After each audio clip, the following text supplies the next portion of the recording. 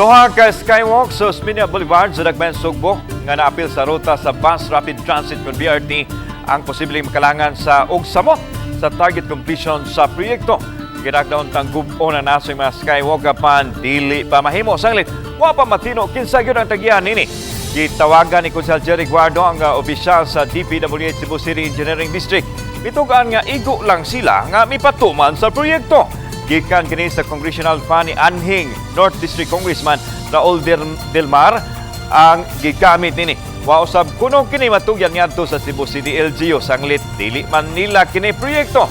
Gani nasayra ni Guardo nga wa kini building permit nga posible maoy gamiton sa syudad nga rason aron maguba tungod kay illegal ang pagkatuko dinhi.